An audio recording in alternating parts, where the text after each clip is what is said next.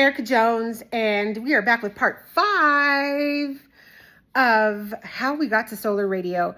We talked about a little bit about our history, how we got started, not seeing the representation. Look, there's not very many Black women who are leaders of radio stations, not very many women, but definitely not very many women of color and Black women leading radio stations as GMs, as program directors. And then to have an entire crew, an entire air staff of all Black women telling their stories, I just hadn't seen it. And I thought that if we can make this accessible by putting it on a stream, instead of looking for a signal to go sit on, to even purchase, like there was an opportunity for us to purchase a signal, and they're expensive. It's expensive. And I wasn't sure that we would stay in this market. I didn't know. And I felt like with having a digital product, like a stream product, we could control the environment a little bit better and then make it worldwide and it be a digital first. I'm not going to say that we wouldn't mind being on a terrestrial signal, meaning that you could get in your car and hear us, but everything seemed to be going the digital direction. I mean, look at all the things that are happening in YouTube and look at all these shows that are popping up. They weren't necessarily popping up on your television or on your traditional radio station. They were happening in the YouTube space, in the digital space, in this medium of streaming. And so we just kind of wrapped our arms around the concept of creating a stream first radio station. The main focus. That wasn't new. There are lots of stations that are stream only, lots and lots of stations that are out there with that same kind of concept. But we thought that we had something unique by doing this for Black girls, by Black girls. Everybody's welcome.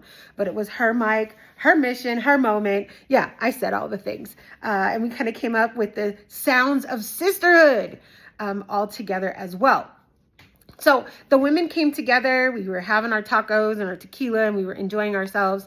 And in that process, I asked each woman, I literally had one-on-ones with each one that I had identified as, I thought they had unique stories. We've got a historian, somebody who loves to talk about Black history, especially through the lens of HBCU experiences, having gone to an HBCU. We had another one that was a physicist, right? This is what she does, and wanting to bring storytelling through a mathematical lens and being able to help our little kiddos because she was a teacher in the classroom. I have psychotherapists. I got can't do it without mental health and wellness. And her story about how she picked herself up and developed a whole new pathway for herself when things didn't look like they were going to go the way that she may have thought they might go. Another therapist who was in the new throes talking about trauma from workplace environment, youth trauma, all of these things as she studied and works her way through her PhD. We had an amazing, incomparable singer who was touring an actual American Idol contestant who had this global vision of wanting to tell the world about Black women and their stories through music, through culture, through experience. And then there was good old me, who wanted to bring Therapy Thursday back to the airwaves, and also to help support these women in their dreams. In the one-on-ones, what I heard that was consistent was the little girl in me is screaming with joy because this very moment has helped me feel so fulfilled, so excited, invigorated, and it was something I didn't even know I needed. Now that made it worth it.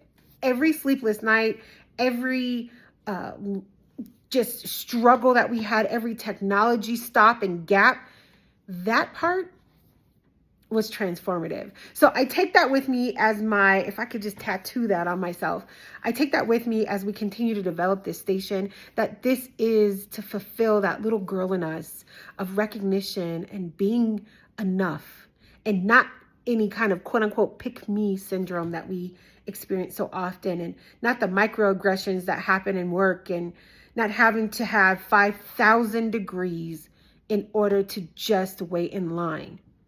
Just saying.